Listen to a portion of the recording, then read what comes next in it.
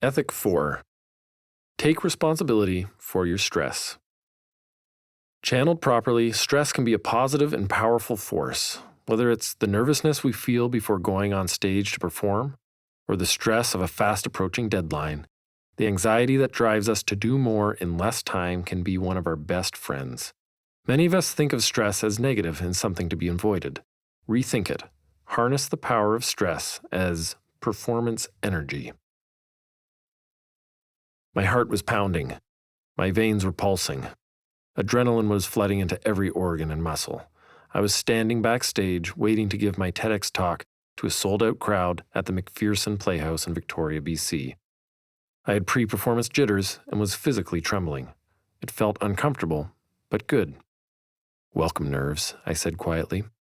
"You will help me serve. Thank you for your power." Sales calls, speeches, Olympic races, near-death experiences, difficult conversations with your spouse, tough words with colleagues, all these and more generate stress-fueled energy. When we embrace our stress instead of trying to avoid it, we can find a deeper power within. Embracing stress is similar to when the Dutch iceman Wim Hof goes for a swim in bone-chilling water. "I don't feel the cold," he says. "I feel the power." The year before this TEDx talk was filled with stressful challenges. Not only did my team row a boat from Africa to the Bermuda Triangle and survive a harrowing capsize, but my family moved houses and we had our second baby. My business, Kreek Business Solutions, moved offices and was growing slower than I would have liked. On top of that, I caught a nasty strain of streptococcus that floored me for 6 weeks, and cash flow problems nearly killed the biodiesel company that I chaired. In fact, those cash flow issues did kill our CEO. But that's a story for another book. I survived this, and on reflection, I felt stronger than ever. By pushing my emotional, intellectual, and physical limits, I had found new ways to grow. I became better at time management, learned more about influencing my immune system and managing corporate finances. Powerful and positive changes happen because of stress. Stress is the #1 motivator of productive change. Think of your bicep. It will only get stronger if you stress the muscle fibers and neurological pathways and then let them recover. Why stress? A study by University of Rochester assistant professor of psychology Jeremy Jamieson and his team confirms that stress can be a good thing for us. Participants were taught to rethink their stress response as helpful before they're exposed to a standard stress test, such as doing a math test in public. Breathing faster and having an elevated heart rate, for example, gets more oxygen to the brain and will give you more power to face the challenge. Knowing that stress was creating a positive and helpful physiological response made the participants remarkably successful at their tasks when compared with those who had a poor mental model of stress. Scientists sometimes call this good stress eustress. The term was coined by the 20th century endocrinologist Hans Seil, who added the Greek prefix eu, meaning good, to the word stress. If you fight stress by mentally running away from the energy that your body creates, your heart rate goes up and your blood vessels constrict. The result? The physiological response that is remarkably like a heart attack. Those with a positive view of stress embraced their body's energy. They also experienced pounding hearts, but their blood vessels stayed relaxed. As Stanford University health psychologist and lecturer Dr. Kelly McGonigal said in a 2013 TED Global talk, this response actually looks a lot like what happens in moments of joy and courage.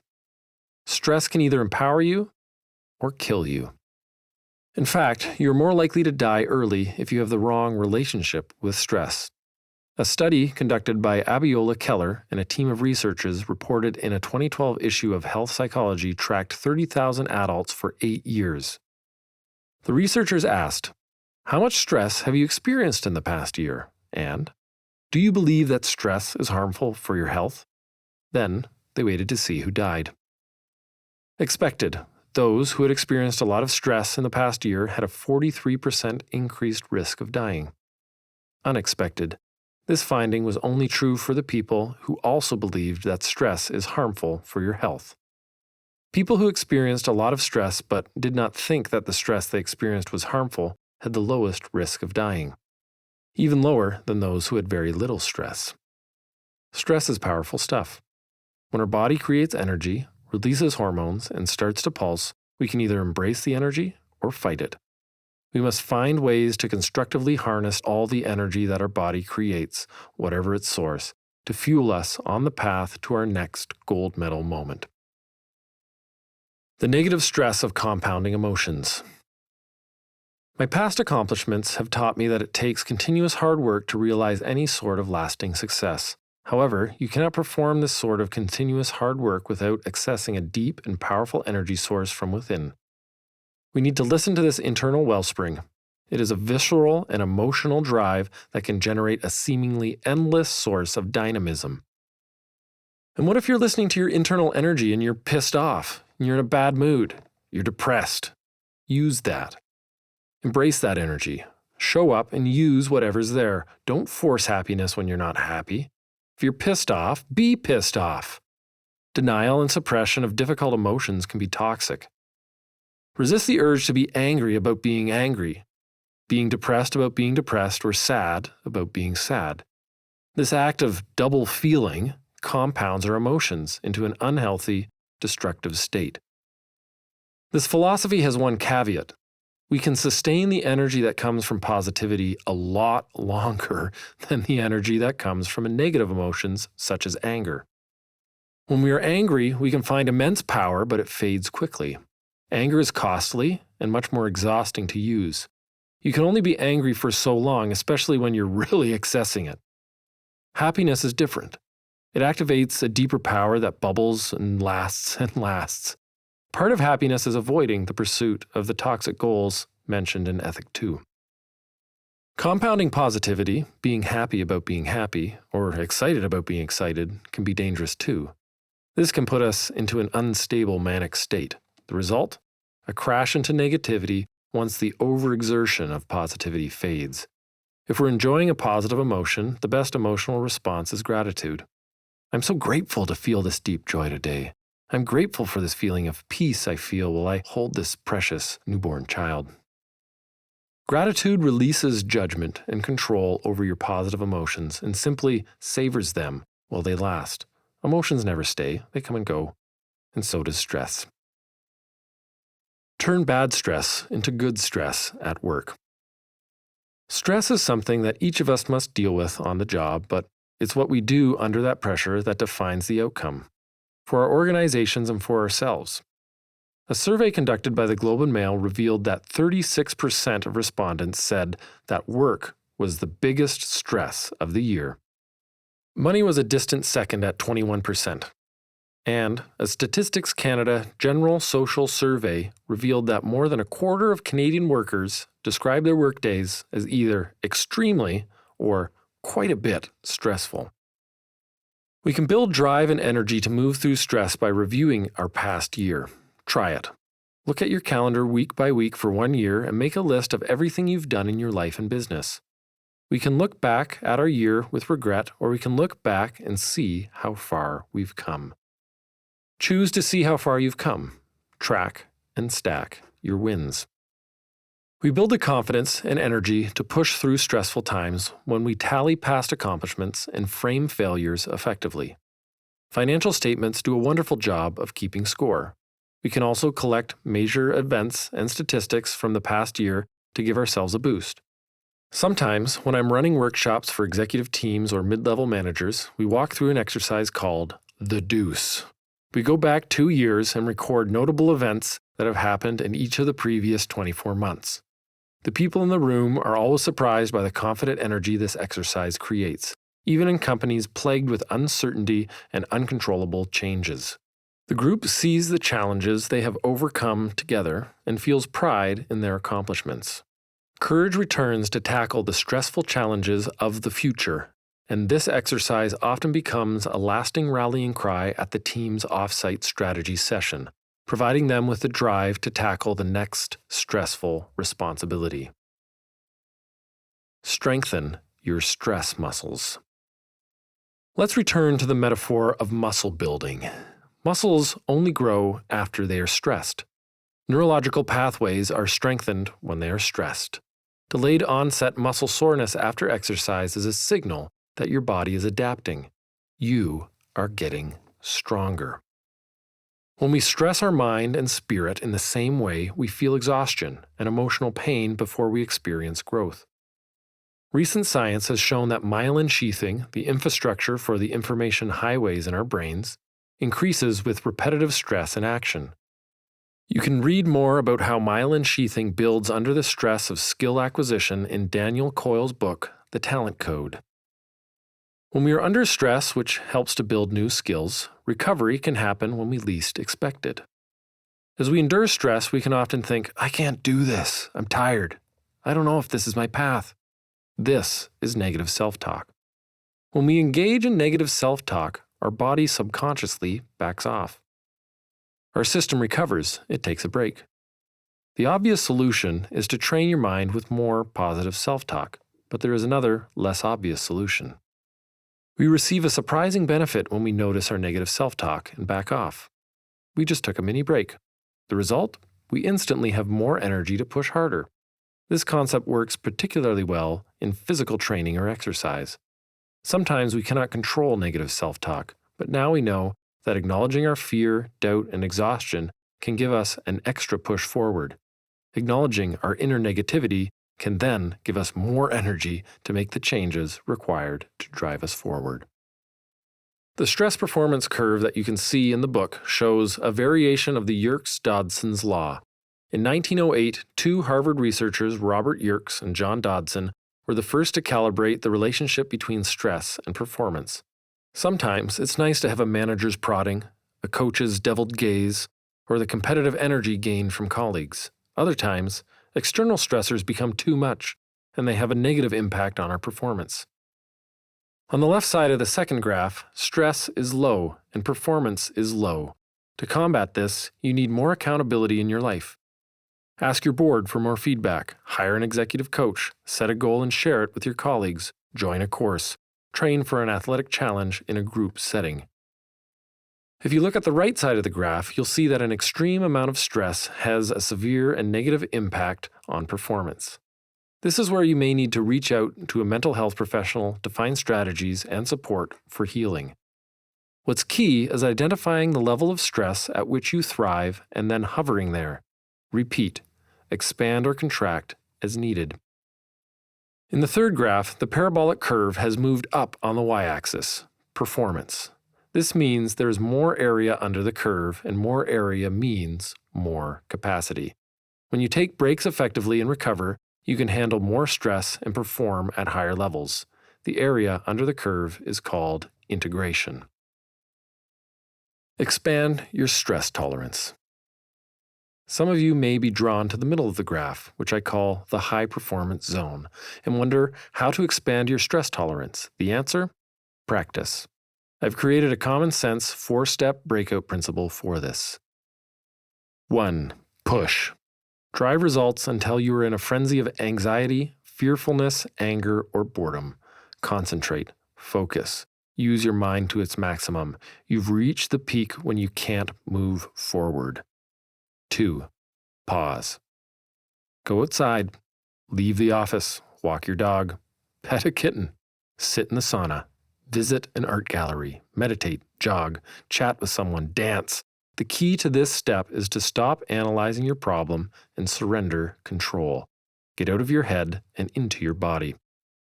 3. Power up. Your break should be long enough to spur an epiphany. It should be distracting enough to cause you to forget your problem. When you relax and move, your body releases nitric oxide, which stimulates nutrient delivery to the brain. You also allow your powerful subconscious to work on your problem. 4. Return. Powered by your new insight, you will resume working at a higher level of productivity.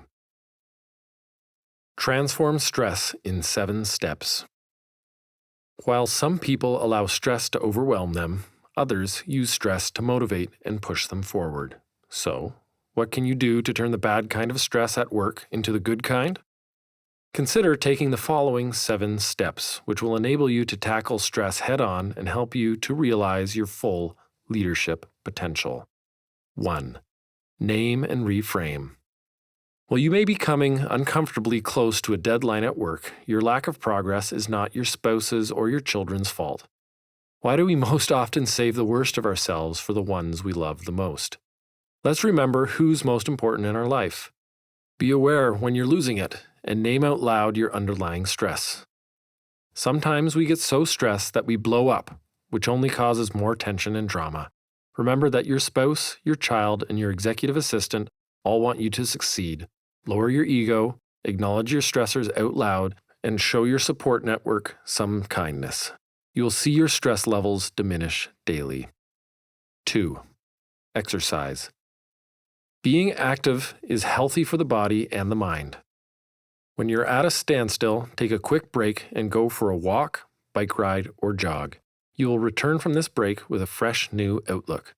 The release of endorphins in your brain, mixed with the calm derived from being alone with your thoughts and away from your office routine, is a wonderful way to turn negative stress into a positive force.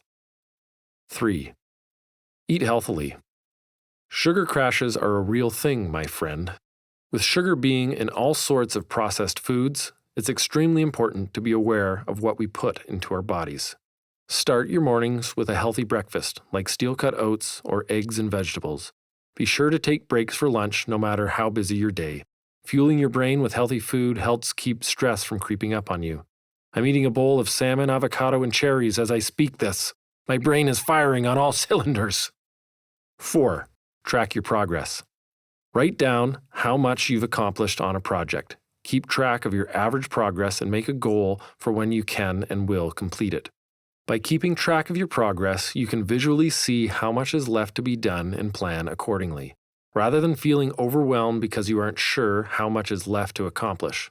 Acknowledge how far you have come. 5. Stay organized. Disorganization in any form causes the brain to feel stressed. Organize your work, your surroundings, and your activities in a way that gives you the most breathing room.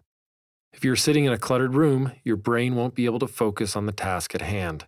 The more organized you are, the better you feel subconsciously. If you are extremely disorganized, set a schedule to spend 10 minutes per day on different areas until your workspace and home are organized and clean. 6. Remain positive. Eliminate the negatives in your life.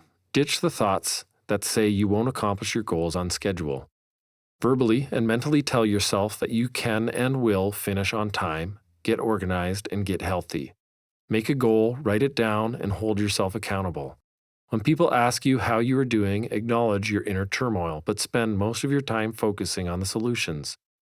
I'm a bit stressed about the deadline, but I'm using that stress to get more organized. I made a call today, and I began my first steps on the project. We'll get there. 7. Make time for fun. As the old saying goes, work hard, play hard. If you're focused only on work with no time for fun, you will get worn out. Plan vacations, dinner dates, and other enjoyable activities, and write them into your calendar. Scheduling something to get your mind off work is a good incentive to get things done fast so you can relax. Reframe the blues. Besides anger, stress can also bring on the blues. As I said earlier, don't be depressed about being depressed. It just makes you more depressed. Instead, find a way to celebrate the peace that a good depression can bring. Okay, I'm feeling depressed. This means I have a good excuse to wind down. I also know that depression is one of the best catalysts for creative ideas. The best insights come after a fit of depression. What insight is coming next? Recognize that there are highs and lows in work and in life, and ride them. We can all ride a high, but how do you ride a low? Dial it down. What is a low but an excuse to look inward, to reflect and take some time on your own? Chill out and take it easy. Ride the low. Find a way to be positive regardless of your energy state. Sometimes when we're suffering the blues, we wish that we had high energy, drive, and volition. The problem is that we are in a low energy state. When we are blue, we can search for peace.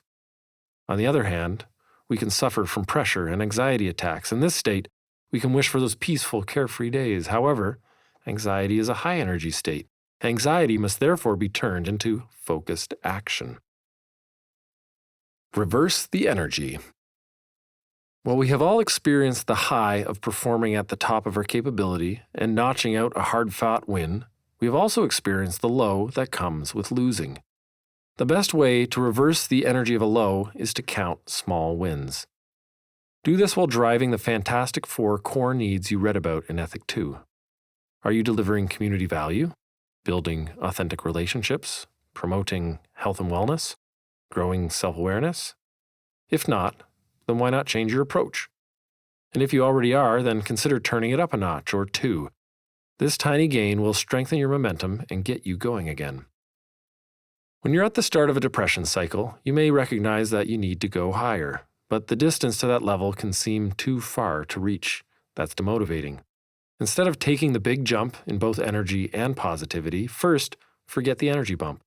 Take responsibility for your low feelings. Turn the depression into peace and let the energy build so that you can then move forward. Take one small step at a time, inch by inch.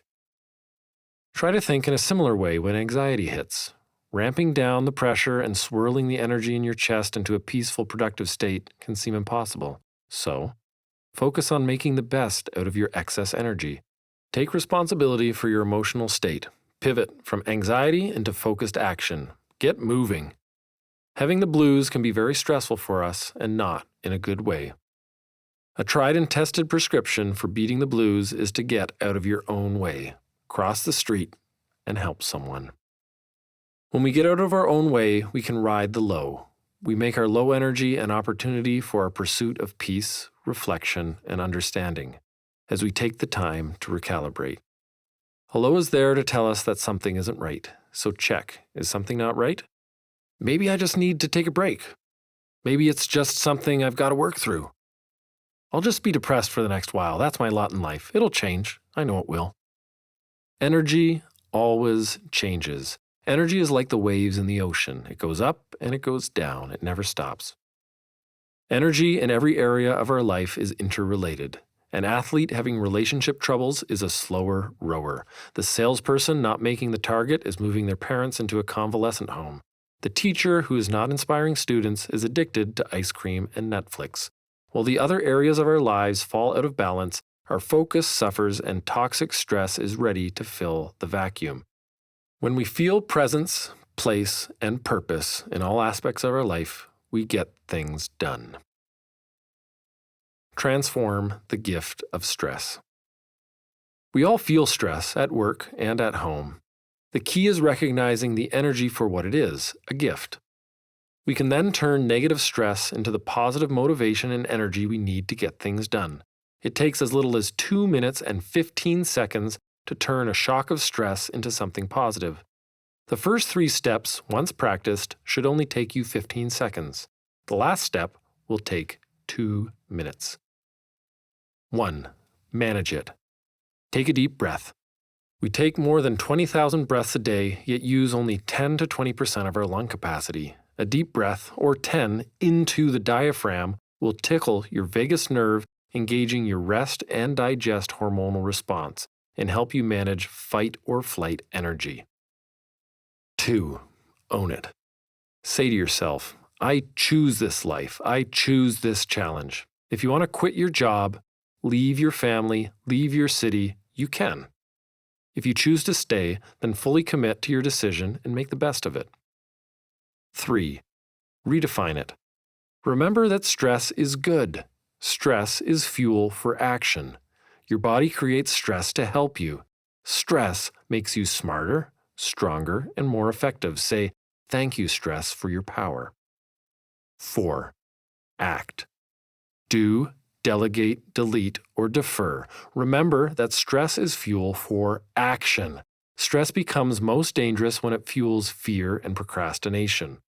When stress comes, do something to take responsibility. Find a solution, delegate a task to someone you trust will deliver valuable results, forgo the stressful task if you realize that it's no longer pushing you towards your gold medal moment, or defer it until you have more ability to act with focus and effectiveness.